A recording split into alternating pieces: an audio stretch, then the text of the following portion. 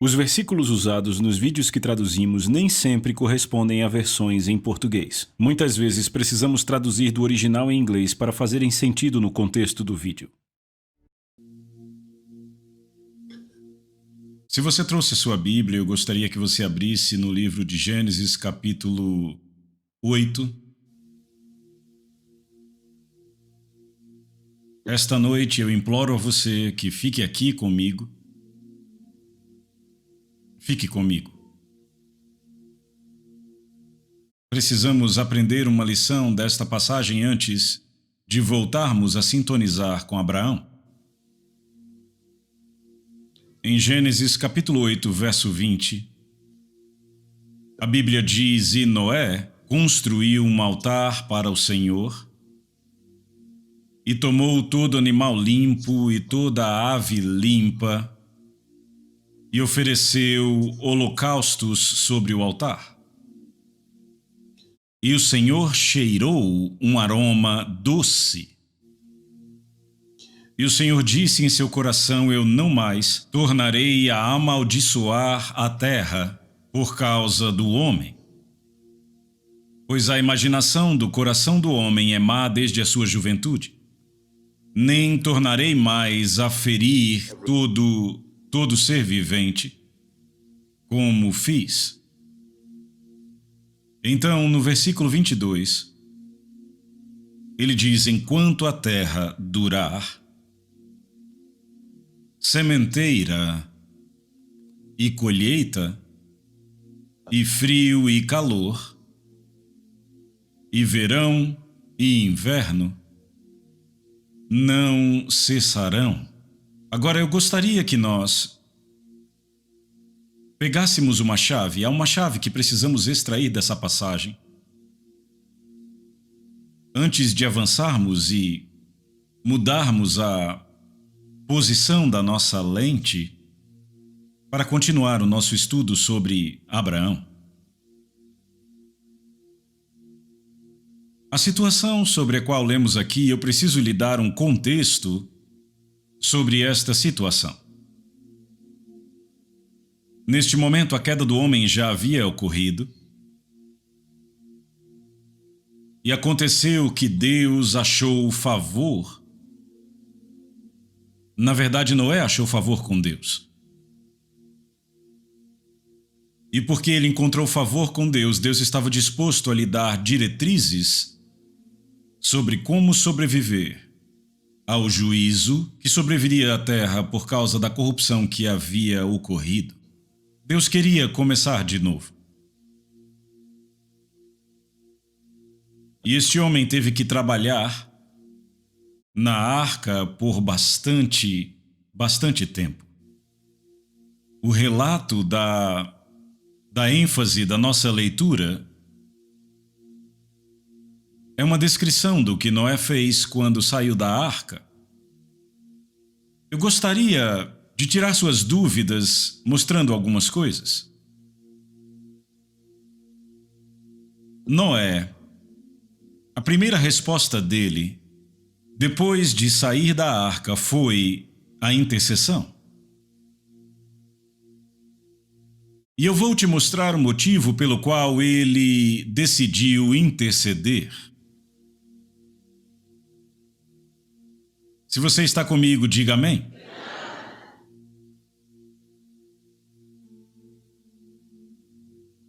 Para que ele pudesse realizar a intercessão da qual ele estava incumbido, ele teve que aproveitar as criaturas limpas que estavam em sua carga.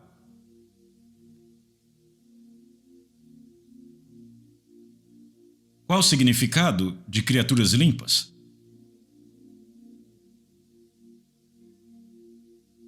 Eu estou vendo você tentando responder. Criaturas limpas eram aquelas não afetadas pela queda. Elas mantiveram a sua orientação original, apesar da queda. Você já leu aquela passagem? Em Salmo 82, eles nada sabem nem entendem, vagueiam pelas trevas, e todos os fundamentos da terra vacilam. Você já leu isso antes? Essa escritura é uma descrição do que aconteceu. Uma descrição do que aconteceu por causa de Adão e Eva. Porque Adão e Eva não conheciam o poder que Deus havia confiado em suas mãos para moldar o reino físico. O texto diz: nada sabem. E porque eles não sabem o significado da sua presença, o poder que lhes foi confiado, nem podem entender. E o erro dos seus caminhos os condenou a andar nas trevas. Então, se a implicação do erro deles tivesse apenas impacto sobre eles, tudo estaria muito bem. Mas veja, o erro deles também alterou os fundamentos da terra. Fundamentos nesta passagem referem-se a um produto e a um manual. Sempre que você compra um produto eletrônico, por exemplo, ele vem acompanhado de um manual. E se você quiser maximizar o uso, a função deste produto, você precisará consultar o manual. Então, o que eu estou dizendo é que tudo que Deus criou tinha um manual. Mas veja, por causa do erro dos caminhos de Adão e Eva, o manual não era mais aplicável a muitas das entidades que faziam parte da criação do empreendimento. Ah, você não está comigo. Agora, veja, Deus é profundo. Então, quando falamos sobre Ele, precisamos agarrar algumas coisas profundas, sabe, para entender seus caminhos. Um mosquito que deveria extrair seu alimento do néctar das flores, quando a fundação saiu do seu curso, o mosquito agora bebe sangue. Os fundamentos da terra, os princípios que governam o equilíbrio da terra, estamos fora deles. Enquanto você anda pelas ruas da sua cidade, se Deus abrisse seus olhos para ver o destino de algumas pessoas, o que, se não fosse pela queda, o que elas teriam se tornado? Você choraria e choraria. A razão para essas pessoas serem como você as conheceu é porque os fundamentos da terra estão fora de Deus. Então Noé tinha um grande fardo sobre seus ombros. E por causa do fardo que estava sobre os seus ombros, dos alicerces quebrados, a questão era: a vida não era mais previsível na face da terra. Não dava mais para prever nada porque tudo estava fora do alinhamento. E em resposta à situação, o que Noé fez foi trazer criaturas limpas. Ele trouxe as criaturas que a queda não afetou. Elas mantiveram sua orientação original apesar da queda. Essas foram as criaturas que Noé sacrificou. Em sua intercessão a Deus, ele dizia: Senhor, eu não sei por que a queda não afetou este mundo aqui. Você está aí? Você não está aqui, mas eu sei que você vai chegar. Já já você chega. Eu não sei por que a queda não afetou estas criaturas. No entanto, eu estou oferecendo estas criaturas a você. As criaturas que tiveram poder sobre a queda. Então eu as ofereço a você como sacrifício, para que você possa decretar uma situação que tornará o futuro previsível para nós. Essa foi sua intercessão. Você agora perceberá que em resposta à intercessão dele, quando o sacrifício subiu para os céus reconheceram o esforço de um homem que tinha entendimento de como mover a mão de Deus.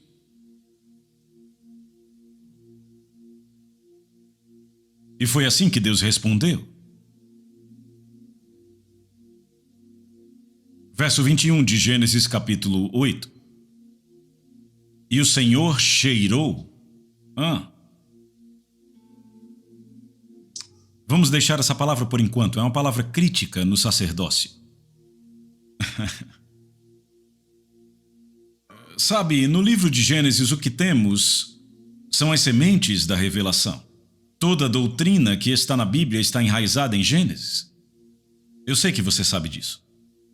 Então, se de Êxodo a Apocalipse fosse cortado, poderíamos ensinar tudo o que ensinamos hoje usando Gênesis, porque todas as sementes da verdade encontram expressão no livro de Gênesis.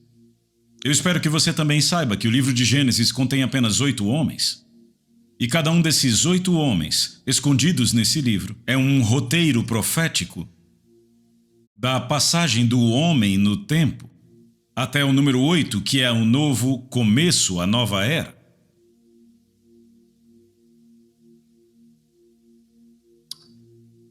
Os livros subsequentes da Bíblia são expostos sobre as sementes que são encontradas no livro de Gênesis e, de forma final, no livro de Apocalipse vemos uma imagem clara, o corte removido, e vemos uma imagem clara da administração do reino de Deus.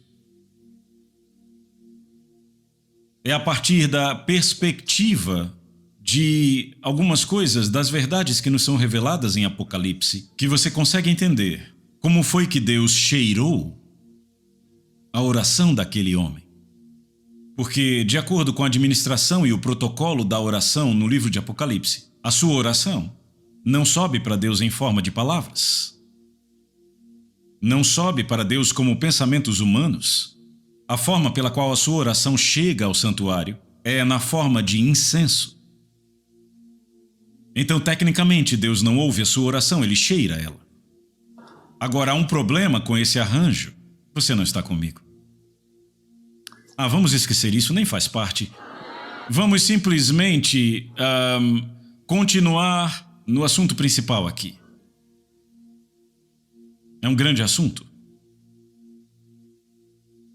É um grande assunto porque a plataforma de lançamento para a sua oração é o seu coração. O seu coração não.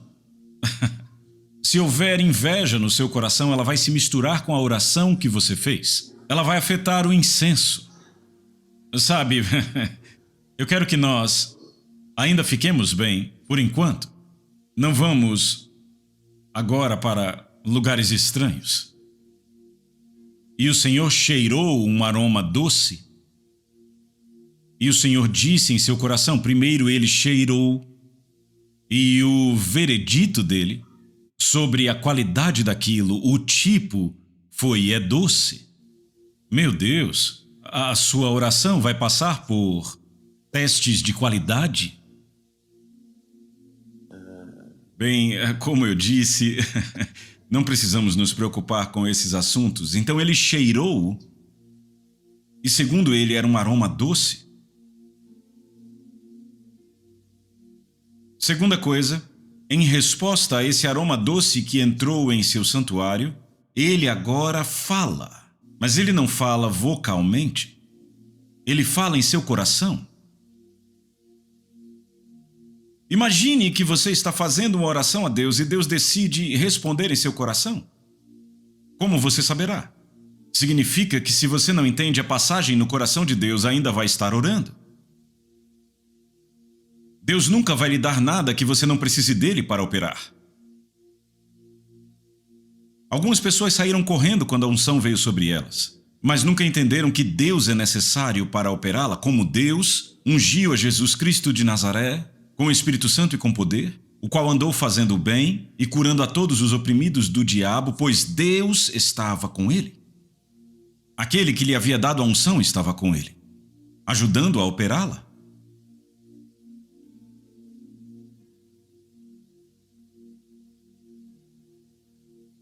Então Deus respondeu em seu coração, e eis o que Deus disse.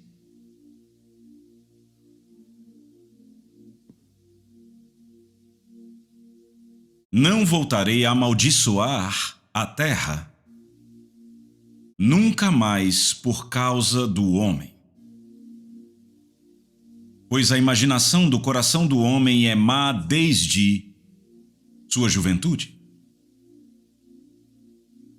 Sublinhe coração. Tem muita coisa acontecendo, mas Deus olha para o coração.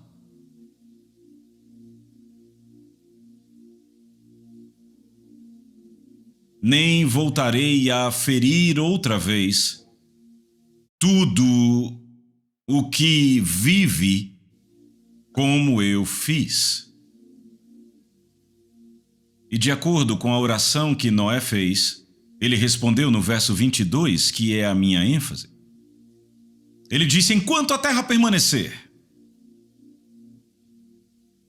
haverá sementeira, porque o homem orou para saber como pode haver estabilidade no reino, para que possamos ter certeza que nossos destinos poderão criar raízes e ser estabelecidos. Ele disse: enquanto a terra permanecer, enquanto a terra durar, semente mais tempo será igual à colheita. De todas as 4 variáveis mencionadas aqui, em apenas uma variável você pode influenciar. Você não pode influenciar o dia de calor ou o dia de frio.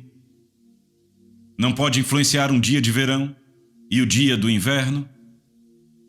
Você não pode influenciar o dia e não pode influenciar a noite. A última vez que alguém manipulou dia e noite e tirou um dia de fevereiro foi Josué. E é por isso que temos anos bissextos e anos normais. Mas o seu destino não pode remover nenhum outro dia, então vamos ficar com aquele que nos diz respeito. Se você está comigo, diga amém.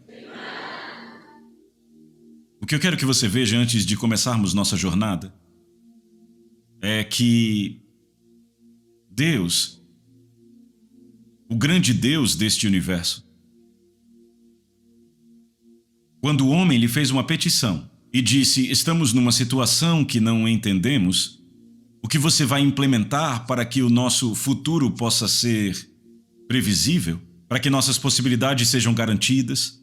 Precisamos de uma apólice de seguro vitalício. Sabe o que Deus fez? Ele decidiu investir parte do seu poder em princípios e disponibilizou isso.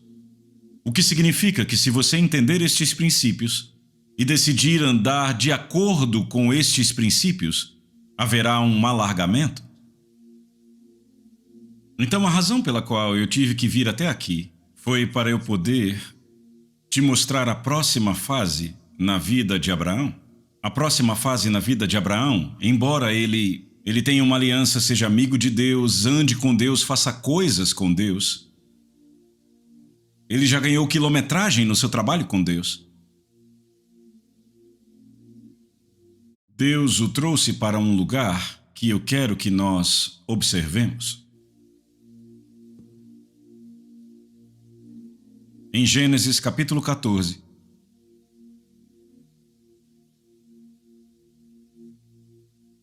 nós já vimos Gênesis capítulo 12.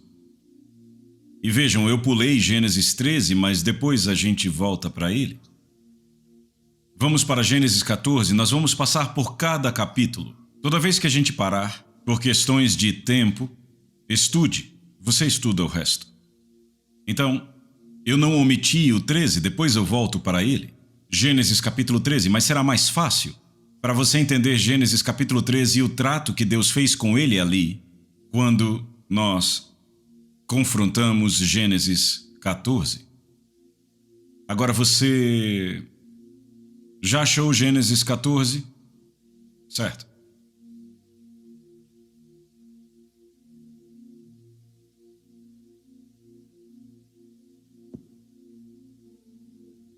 Então esta é a situação política por trás do que está acontecendo em Gênesis capítulo 14. gira em torno de um homem chamado Kedorlaomer, que é dito como rei de Elão. A extensão do seu território e das nações que ele conquistou é vasta. Incluía Sodoma e Gomorra. Sodoma e Gomorra pagavam impostos a ele. E depois de um tempo, quando Sodoma e Gomorra prosperaram, porque Sodoma e Gomorra eram uma rota comercial, formavam uma passagem comercial estratégica, e sua economia começou a explodir, e havia migração de diferentes lugares. Então a sua força numérica explodiu, e por causa disso sentiram que eles não deveriam mais estar em uma situação onde precisariam continuar pagando taxas, então se rebelaram.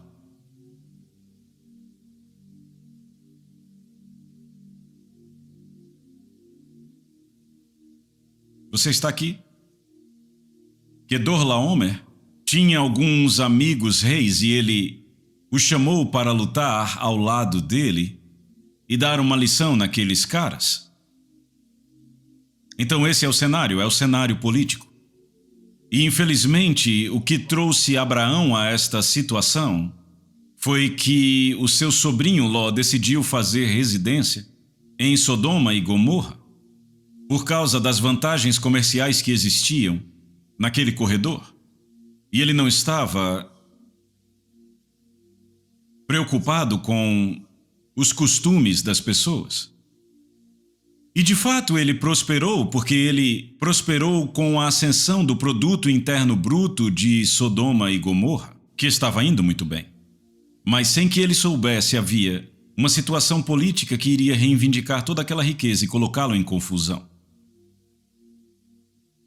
A razão para Abraão ficar preocupado com a situação política que se levantava contra Sodoma foi por causa do seu sobrinho. Em certo ponto daquela disputa, Sodoma e Gomorra perceberam que eles apenas cresciam economicamente e eles não cresciam militarmente. Eles os derrubaram e os tornaram cativos. E então, entenda, os reis se consultaram antes de irem para aquela batalha, e o único problema que encontraram foi levarem Ló junto. Eles teriam apenas mantido Ló à beira do rio, mas disseram: não sabemos de onde você veio, mas você nos dá problema. Então levaram Ló junto. Esta foi a primeira vez na história de Abraão que Abraão teve que travar uma batalha. A estratégia pela qual Abraão lutou contra esses reis, porque se você verificar, vai encontrar lá um rei chamado Tidal, rei das nações. Então Tidal tinha nações debaixo dele. Ele tinha amigos que também eram poderosos. Houve uma estratégia pela qual Abraão foi capaz de conquistar e derrotar todos aqueles reis. Eu não vou falar dessa estratégia hoje.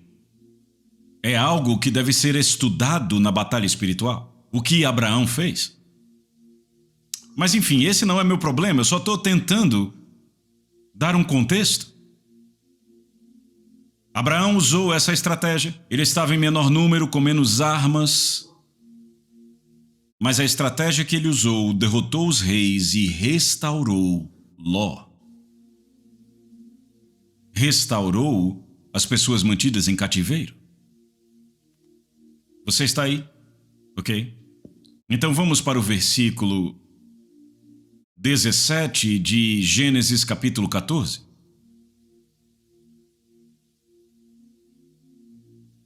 E o rei de Sodoma saiu para encontrar Abraão. Diz encontrá-lo, é Abraão. Depois do seu retorno do massacre a Kedorlaomer. E os reis que estavam com ele no vale de Savé, que é o vale do rei, significa que Abraão estava em algum lugar e os reis estavam vindo à distância. Houve um encontro que Abraão teve antes que os reis pudessem chegar onde ele estava. Próximo verso. E Melquisedeque rei de Salém, trouxe pão e vinho, e ele era o sacerdote do Deus Altíssimo. Infelizmente para os reis, enquanto se dirigiam para onde Abraão estava, este ancião encontrou Abraão. A sua designação era que ele era o rei de Salém, o rei da Ilha da Paz. Ele trouxe pão, ele trouxe vinho para Abraão. A razão pela qual foi dito que ele trouxe pão e vinho para Abraão foi porque ele era sacerdote do Deus Altíssimo. Eu vou explicar. Próximo. Essas foram suas palavras. E ele o abençoou e disse: Bendito seja Abrão, do Deus Altíssimo, possuidor do céu e da terra. Vê? Ele é o Deus Altíssimo que possui o céu e a terra. Você está aí? Mas ele está trazendo saudações do Deus Altíssimo. Ele está trazendo saudações do Deus Altíssimo, exatamente como João no livro de Apocalipse.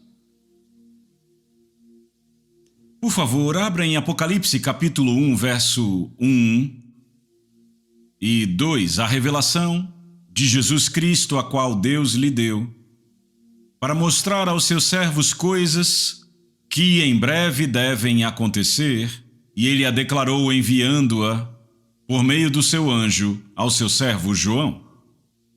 Sim, que deu testemunho da palavra de Deus e do testemunho de Jesus Cristo e de todas as coisas que ele viu. Próximo verso. O próximo, 4. João. Às 7 igrejas que estão na Ásia, graça esteja convosco e a paz daquele que é, aqui é João, trazendo saudação às igrejas, e a saudação que ele traz às igrejas é a saudação que ele recebeu de Deus. O que é, o que era e o que há de vir. Eu também trago saudação a vocês dos 7 espíritos que estão diante do trono. Esse é o tipo de saudação que Melquisedeque trouxe a Abraão? Não, bom dia.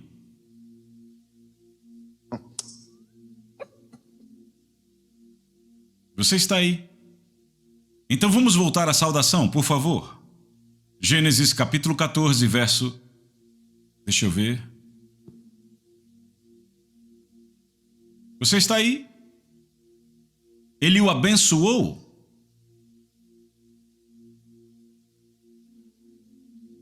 O Abrão do Deus Altíssimo. Você sabe que a promessa que Deus deu a Abraão foi: em ti todas as famílias da terra serão abençoadas. Não foi? Oh, meu Deus.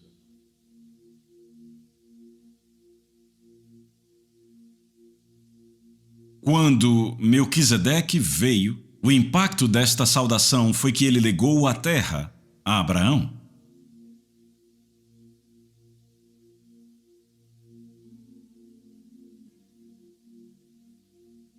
E essa foi a razão pela qual Deus, nesta saudação, foi designado como o possuidor do céu e da terra. Mas agora, Abraão, você estará com a custódia da terra.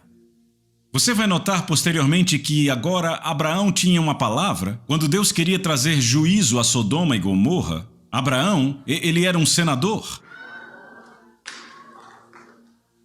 Deus teve que vir visitá-lo porque a jurisdição da terra agora estava sob seu poder. Ele não podia ficar fora do acordo. Então uma coisa muito espiritual aconteceu aqui. Vamos para o próximo versículo. Deixa eu usar meu tempo bem hoje. E bendito seja o Deus Altíssimo, que entregou teus inimigos em tuas mãos. A resposta de Abraão a estas elevadas saudações e bênçãos foi que ele deu a Melquisedeque o dízimo de todos os despojos que ele havia reunido na batalha. Isso vai te interessar. Você ainda está aqui?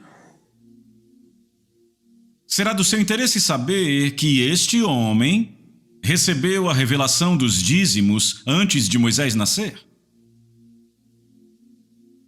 E eu preciso fazer alguns esclarecimentos. Você ainda está comigo? Eu preciso esclarecer coisas bem rápido. Porque alguém que é teólogo aqui na congregação pode querer fazer uma pergunta. Sob que dispensação Abraão o operou? Foi a dispensação da graça ou a dispensação da lei? Obviamente sabemos que a lei não havia sido ativada ainda nesse momento. Ok, deixa eu só esclarecer suas dúvidas primeiro. Você pode ir para o livro de Romanos, capítulo 4. Eu estou tentando construir um edifício. Em Romanos, capítulo 4, verso 1, eu espero que vocês saibam que Romanos 4:1 é uma proposta de tese de doutorado. Ele diz: o que diremos então que nosso pai Abraão, nosso pai, no que diz respeito à carne, encontrou? Esta é a proposta. O que exatamente Abraão encontrou com Deus? Porque Abraão ganhou o título de amigo de Deus, ele ganhou o título de o pai da fé, ele ganhou o título de pai de muitas nações. Tanto é verdade que cristãos, muçulmanos e judeus afirmam que ele é seu ancestral. Então essa tese está dizendo o que exatamente ele encontrou. Próximo verso. Porque se Abraão foi justificado, sublinhe, justificado. Sabe o que significa justificação? Eu sei que você pode não saber o que significa justificação, mas justificação é uma terminologia legal, que significa dispensado e liberado. Então a Bíblia diz: se Abraão foi justificado, isso significa que Abraão foi justificado. Está acompanhando? Ok, você não acredita em mim. Porque se Abraão foi justificado pelas obras, então a questão aqui não é se Abraão foi justificado ou não. Essa apresentação está dizendo, tendo em vista o fato de que Abraão foi justificado, ele foi justificado pelas obras. Porque se fosse justificado pelas obras, ele teria algo de que se gloriar. Mas não diante de Deus. A disposição da estrutura da redenção não acomoda as jactâncias do homem, porque não há acomodação para o homem participar dessa grande obra de Deus. Significa, Abraão foi justificado e não foi justificado pelas obras. Entendeu? Eu disse sublinhe justificado porque justificação é uma terminologia do Novo Testamento. Oh, meu Deus! Oh, Jesus, você não está comigo. Certo, vamos esquecer isso. Vamos voltar de onde a gente veio. Isso aqui está confundindo você. Vá para o próximo verso. Deixa eu só juntar as coisas aqui. Ok. Eu vou usar a minha própria Bíblia.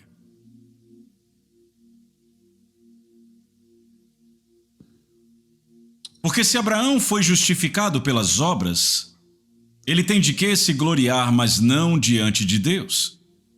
Pois o que diz a Escritura? Abraão creu, sublinhe creu, isso é fé. Isso lhe foi imputado como justiça, sublinhe justiça. A palavra imputado aí no grego significa logicamente calculado como justiça. Então Abraão foi justificado. Abraão foi justificado não pelas obras. Abraão creu em Deus, ou seja, ele foi justificado pela fé. E foi logicamente calculado como justiça. Verso 4. Ora, aquele que trabalha, sua recompensa não é considerada graça mais dívida. Significa que uma vez que Abraão não trabalhou, o resultado da sua fé foi uma função da graça. Então Abraão operou sob a dispensação da graça. Você ainda está comigo? Não, fique comigo, estamos construindo. É uma construção.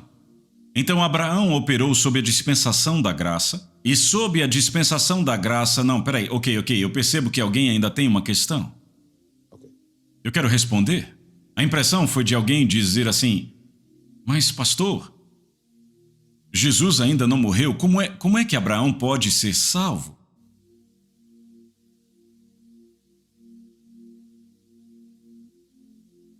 Segura aí.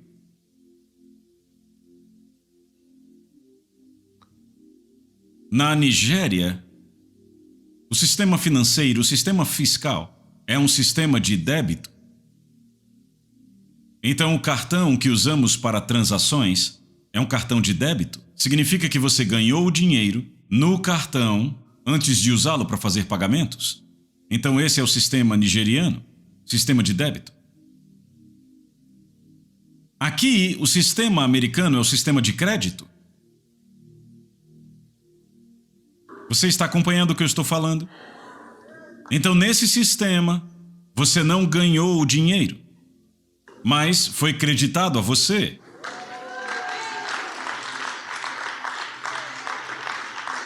Você pode usar esse cartão para pagar por qualquer produto, e aí você paga depois. Imagine que pagamos agora por isso aqui. Eu uso meu cartão de débito para pagar isso. E você usa o seu cartão de crédito para pagar. Não há diferença no que nós pagamos. A única diferença é que eu que sou da Nigéria, eu já ganhei o dinheiro que eu estou usando para pagar, e você está comprando aqui agora. Veja, você compra agora, mas você paga depois. Então o que Jesus fez na salvação das pessoas que foram salvas antes da cruz, porque Jesus não é apenas Salvador, Jesus é salvação. Com base neste fato de que Ele é a salvação, se você for até Ele, você não vai reclamar e dizer, você chegou cedo demais. Não. E por isso Jesus foi capaz de perdoar pecados antes da cruz.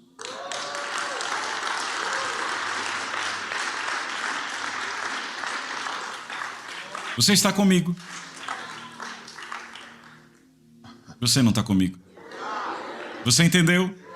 Então, com base nisso, Abraão foi regenerado com você no Antigo Testamento. E eu posso te mostrar alguns indivíduos no Antigo Testamento que foram regenerados e eles começaram a avançar com Deus. E coisas que eles disseram, se puséssemos debaixo da lei, seriam apedrejados até a morte, mas não temos tempo para isso.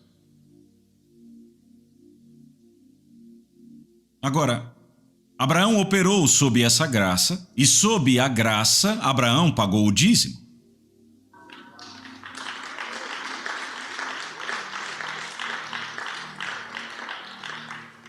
Muito embora Deus o tivesse abençoado, Deus tivesse proclamado bênção sobre ele, Deus tivesse se comprometido com ele, Abraão não estava isento de aplicar princípios divinos para que pudesse prosperar na terra.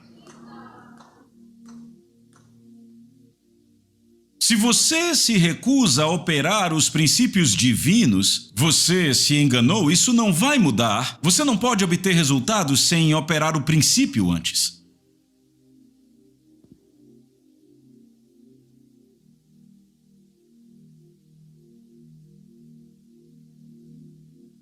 Eu vou te mostrar uma passagem e vou te dar uma lista de assuntos críticos, porque se trata de alargamento e de aumento. Ok? Certo.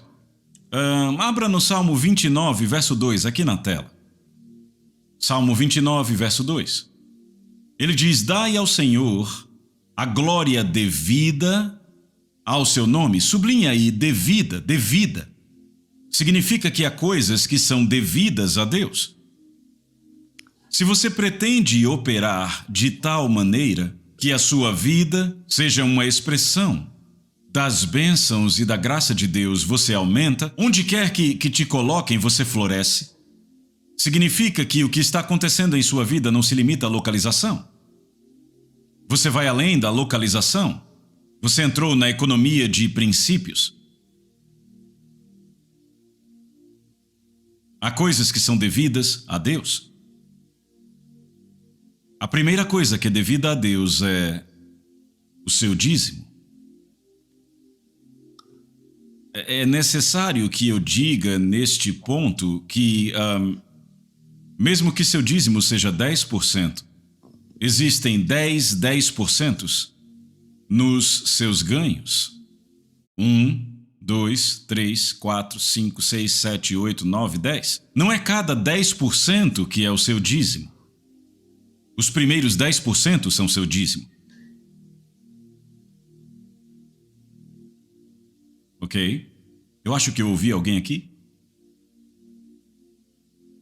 10% é o seu dízimo.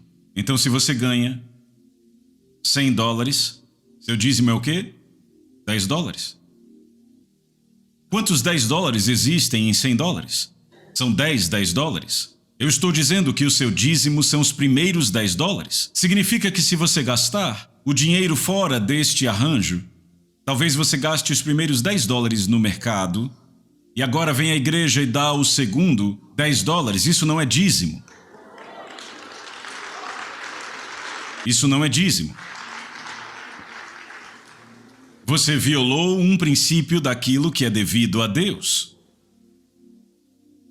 Não tem como você viver na América, ter um emprego e não pagar impostos. A receita vai vir na sua casa à noite.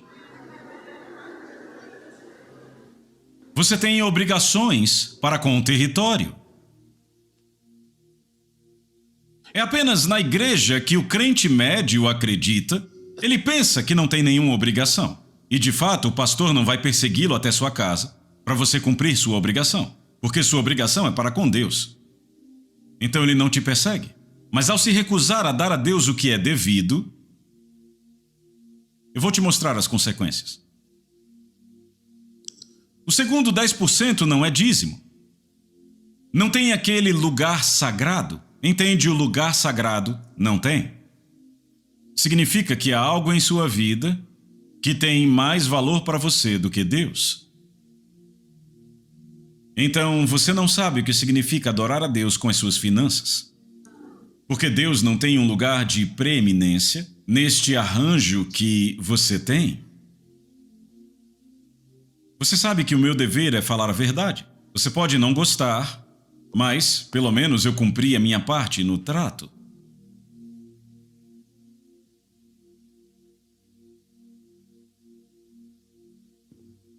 É devido a Deus. E por essa ser uma igreja apostólica, não preciso te levar ao livro de Malaquias para te mostrar a reclamação de Deus. Não precisamos ir até lá. Para te mostrar como Deus se sente desonrado. E ele se sente desonrado ali por causa da maneira como dízimos e ofertas eram tratados. Então, quando chegamos à questão das coisas que são devidas a Deus, estamos tocando no princípio da honra.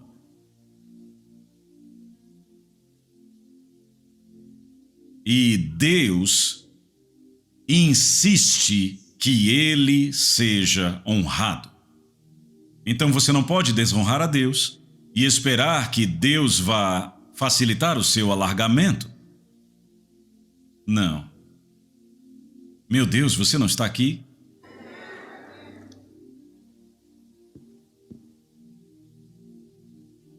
Qual é o significado espiritual do dízimo? Dar o dízimo é uma prova, é um ato de fé que revela o fato de que Deus é a minha fonte. Muita gente nessa congregação hoje acredita que o seu trabalho é a sua fonte. Então, quando alguém, talvez alguém que esteja numa posição para determinar se você manterá o seu emprego ou não, agora entra no seu espaço exigindo que você faça algo que é contrário à sua convicção, a maneira de sabermos se seu trabalho também é a sua fonte é se a sua convicção vai triunfar nessa circunstância ou não. E sabe, acontece que na maioria dos casos, os crentes parecem não ter a capacidade, a habilidade de defender sua posição, mesmo que isso se traduza em desfavor.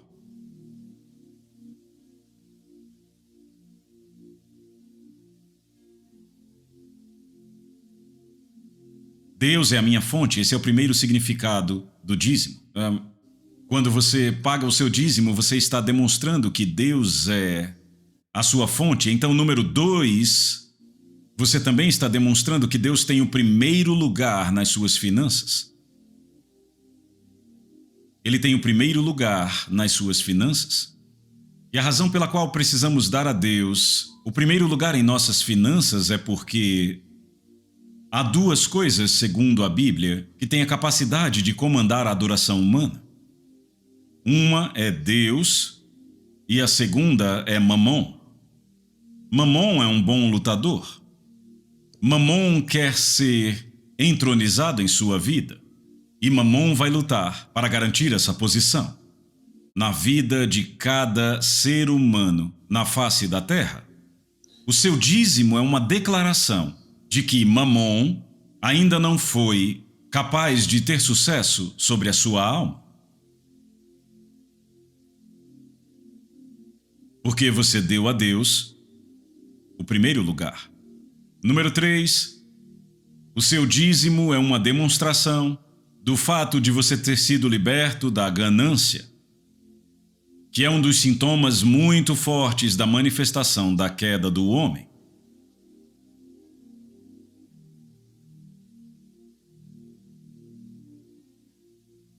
Número 4, o seu dízimo é uma demonstração de que você busca estar em alinhamento com Deus, porque você deu a Ele o que lhe era devido. Então, a primeira coisa que é devida a Deus é o dízimo. Não espere quebrar princípios espirituais e prosperar. A prosperidade é um sinal de alinhamento. É um sinal de alinhamento. É um sinal de alinhamento. Segunda coisa que é devida a Deus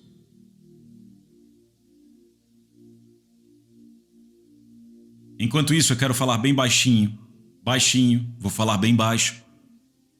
Ainda debaixo do princípio do dízimo, de acordo com o princípio do dízimo, todos nós devemos dar a Deus um mínimo de 2 horas e 40 minutos todo dia, de devoção, onde o sujeito daquelas 2 horas e 40 minutos é Deus, não seu marido, nem o que está na cozinha, nem o iogurte, nem seus filhos. São 2 horas e 40 minutos todo dia que são de Deus.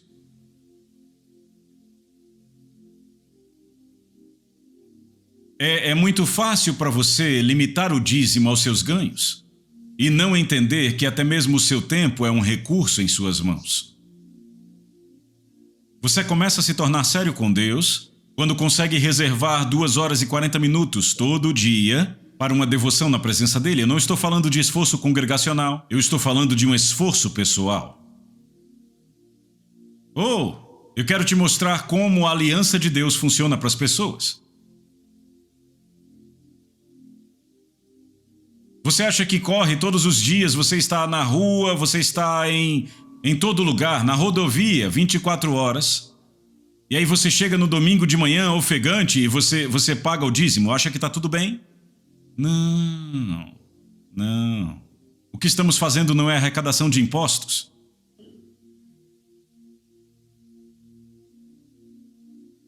Deus aceita primeiro sua pessoa, o seu coração, antes de aceitar o que está na sua mão. E é por isso que houve esforços naqueles dias, pessoas que tinham problemas com outras pessoas, querendo trazer ofertas para Deus, e ele diz, não, segura aí, deixa sua oferta aí no altar e vai se reconciliar, porque o seu coração está deslocado, essa oferta não será aceita.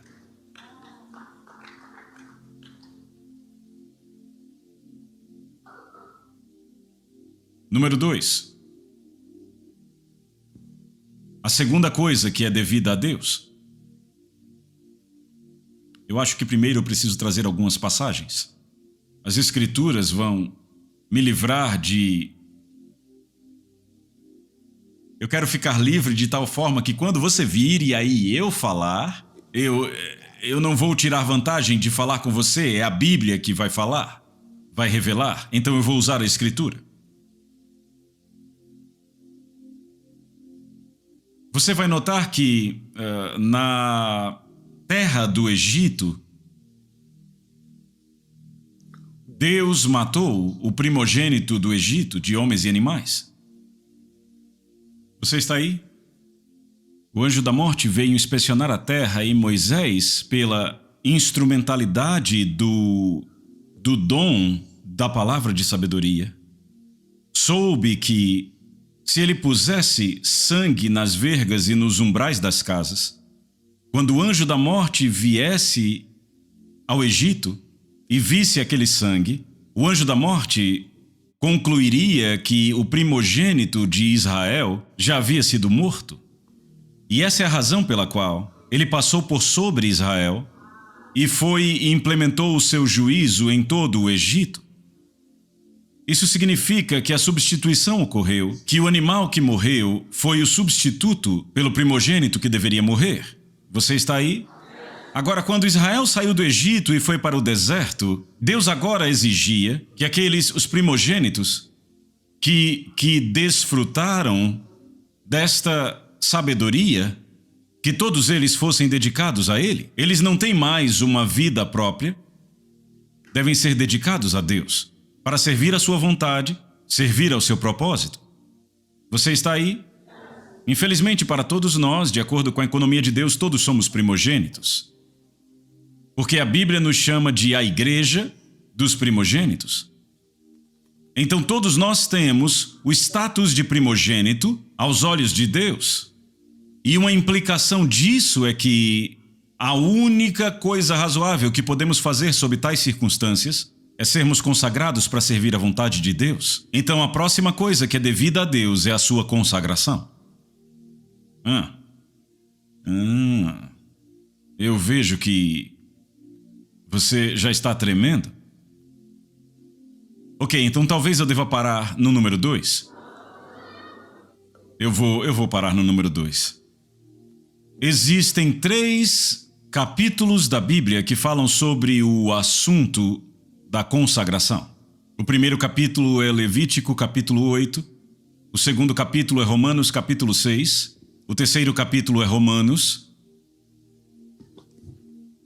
capítulo 12. Agora, se você ainda está aqui, apenas desenhe uma coluna no seu caderno e coloque Romanos 6 de um lado e Romanos 12 do outro. Precisamos fazer uma análise.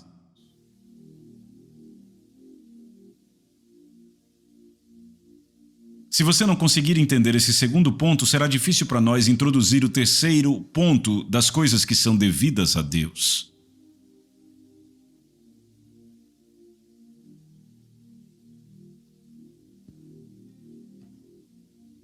Certo?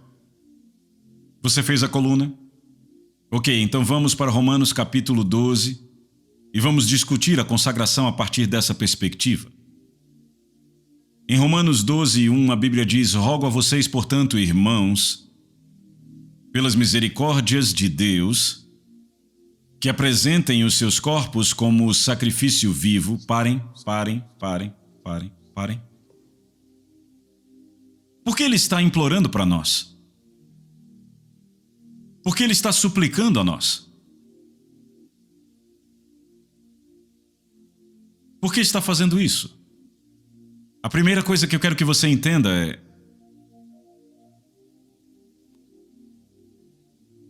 Certo, talvez eu precise contar a vocês sobre o meu casamento. Quando eu fui para me casar com a minha esposa e procurei a família dela, eles me deram uma lista, e aqueles aqui que têm origem africana sabem muito bem do que eu estou falando. Eles me deram uma extensa lista de coisas que eu precisaria fornecer, sabe, para que aquilo fosse considerado sério. Mas acontece que essa lista da qual estamos falando foi escrita na língua dela. A primeira necessidade que eu tinha era de um intérprete.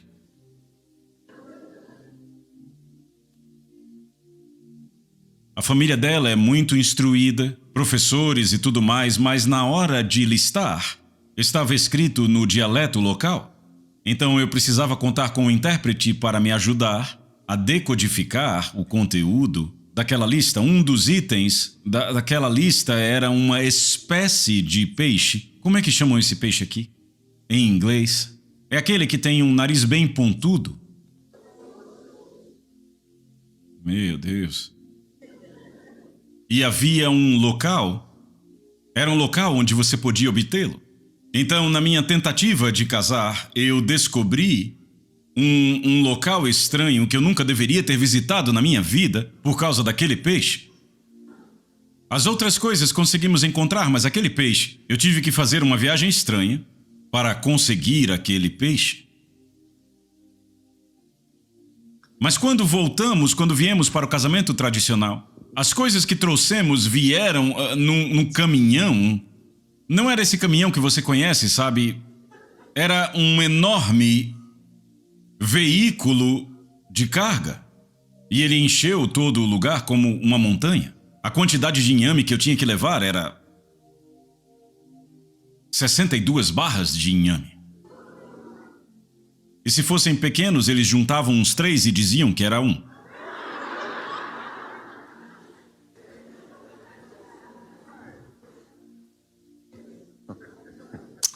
Você teve sorte de não se casar na Nigéria. Eu sei. Mas você fez seu casamento aqui. Você foi para a Nigéria? É o que eu estou falando. Você teve sorte de não ter que ir para lá. Você só... você não entende do que a gente está falando. No final do dia, por favor, todas as mulheres, as senhoras, me perdoem, eu tenho que fazer uma declaração. De acordo com a cultura da África, se você fornecer o conteúdo daquela lista e ela for recebida, você pagou o preço certo. Então, da perspectiva da cultura africana, aquela mulher é sua propriedade. Fique comigo, não lute, não lute, não lute, não lute, não lute. Então, se você pedir a ela para ir com você até sua casa, ela irá? É quando você começa a morar com ela que você descobre que houve algo pelo que você não pagou.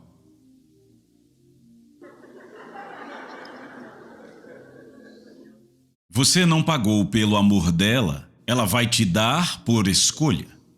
Ela pode viver com você sem te amar. Você não sabia disso?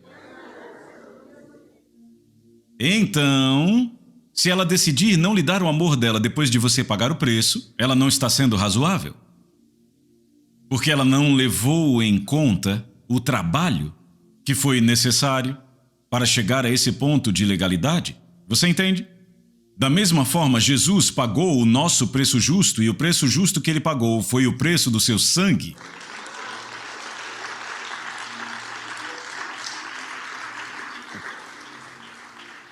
O preço do seu sangue foi o nosso preço justo. Desta forma, não será racional da nossa parte não oferecer, não nos consagrarmos para servi-lo. Ou seja, você não está sendo razoável porque não levou em conta o sofrimento que estava ligado ao preço que foi pago. Então, a razão pela qual consagrar-se a Deus não é uma opção é porque Ele pagou o preço certo. E a única forma de retribuir este gesto, de se tornar uma entidade razoável, é você o quê?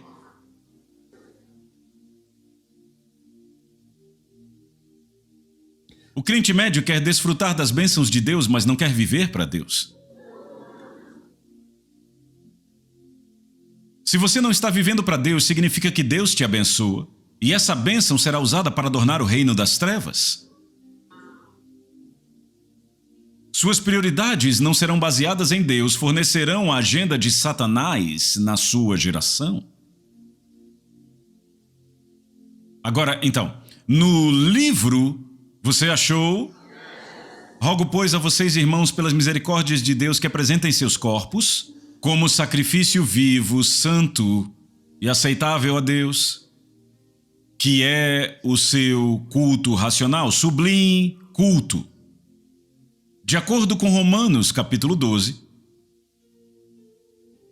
o propósito da consagração, de acordo com Romanos, capítulo 12, é o serviço. Apenas indivíduos consagrados podem levar até Deus o tipo de serviço que Ele exige de nós. As pessoas querem ser abençoadas por Deus, mas não querem viver para Deus. Viver para Deus, com seus desafios concomitantes, é um ato de adoração. É você ver tantas coisas pelas quais viver e no final decidir: eu vou viver para Deus.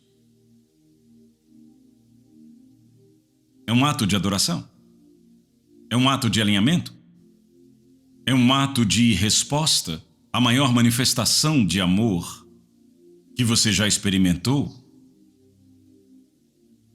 Então, de acordo com Romanos capítulo 12, o objetivo da consagração é o serviço, certo? Você está aí? Então vamos para Romanos capítulo 6. Em Romanos capítulo 6, e quando eu terminar com esse, eu vou fechar meu livro. Mesmo que o momento ainda não tenha terminado, eu vou fechar o meu livro porque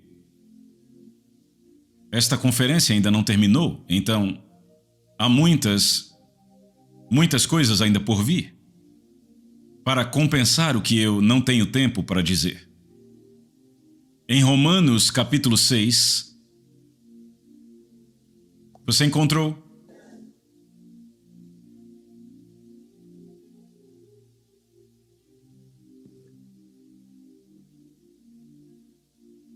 Vamos para o 19 e o 20. 19 e 20 é um pouco técnico, mas vamos lá. Eu falo segundo a maneira dos homens, por causa da fraqueza da carne de vocês.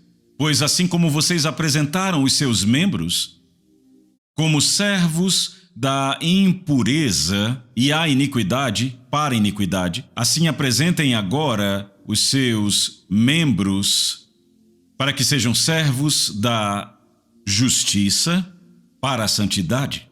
Próximo verso. Pois quando vocês eram servos do pecado, vocês estavam livres da justiça. Ok, 21. E que frutos vocês tinham então das coisas de que agora vocês se envergonham? Pois o fim destas coisas é a morte. Agora ouçam. No livro de Romanos, capítulo 6, o objetivo da consagração é a justiça, viver justo. O outro diz serviço. Esse diz viver justo. Está claro? Você está aqui? Número 2. Em Romanos, capítulo 12, o benefício desse serviço, eu já lhe disse que o objetivo da consagração em Romanos capítulo 12 é o serviço. E você percebe que Deus disse: eu não chamei os filhos de Jacó para me servir em vão. O homem que está a serviço de Deus é um candidato às bênçãos de Deus. Na verdade, de acordo com a filosofia do reino, serviço é grandeza. A unção que está sobre o apóstolo agora está sobre ele para que ele possa servir. À medida que ele é promovido nesse serviço, muitas coisas acontecem em torno dessa promoção, mas ele ainda é um servo, eu ainda sou um servo. O profeta ainda é um servo.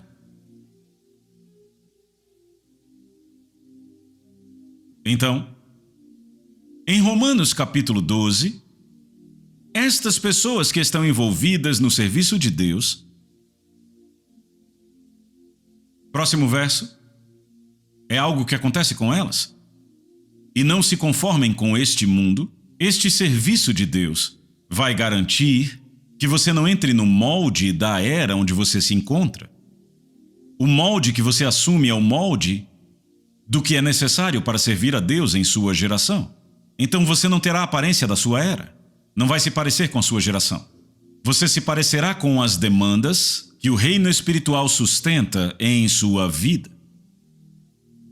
Não se conformem com este mundo, mas sejam transformados pela renovação da sua mente, para que possam provar qual seja a boa e aceitável e perfeita vontade de Deus. De acordo com o livro de Romanos, capítulo 12, o crente consagrado é o único que está qualificado para conhecer a vontade de Deus. Se acontecer de dois caras estarem na sua vida buscando sua atenção para você casar com eles e você ficar confusa. Você tem um déficit, há uma deficiência na sua vida que é responsável por essa confusão. Porque Deus tem a obrigação de lhe dar iluminação se você estiver realmente servindo a Ele. Romanos capítulo 6. Romanos capítulo 6, número 2.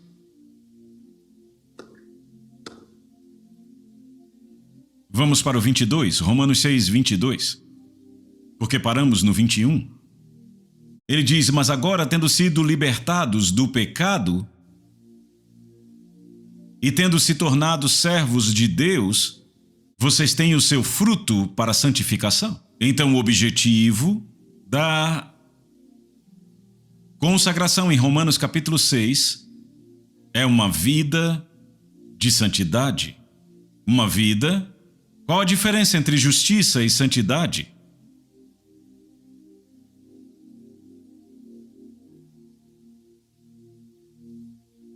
Justiça é a nossa natureza, isso é... Você está aí? Santidade é o nosso estilo de vida.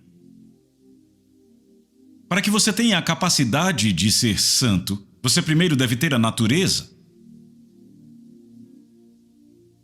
Santidade não é algo que você arranja, não é algo que você imita, é uma exteriorização da natureza de Deus. Quando você começa a andar com Deus, Ele começa a sugar você para o reino dEle. Ele começa a separar você das coisas que podem capturar a sua alma. E então Ele te traz a um lugar onde Ele se torna o objeto do seu amor. E aí, porque você o ama, e Ele ama você, e você não quer ofendê-lo, Ele usa esse amor como um meio para exercer governo sobre a sua vida. Para decidir o que você fará e o que não fará, com quem vai casar e com quem não vai, onde você pode estar e onde não pode estar. Esse estilo de vida que você vive, sob as restrições do Espírito Santo, à medida que Ele separa você para si mesmo, como a sua alegria, esse é um estilo de vida de santidade, é diferente daquilo que esse mundo pode produzir. O objetivo da consagração, de acordo com o livro de Romanos, capítulo 6, é um estilo de vida de santidade que se baseia sobre a natureza da justiça. Você está aí? E o produto final desse tipo de vida, eu não preciso te contar. É o que está escrito ali, é o produto final. Então, veja, Deus não apenas se envolve com a sua bênção e a sua expansão nesta era, Ele também criou um caminho para o seu destino final no arranjo que Ele planejou. Eu vou parar por aqui.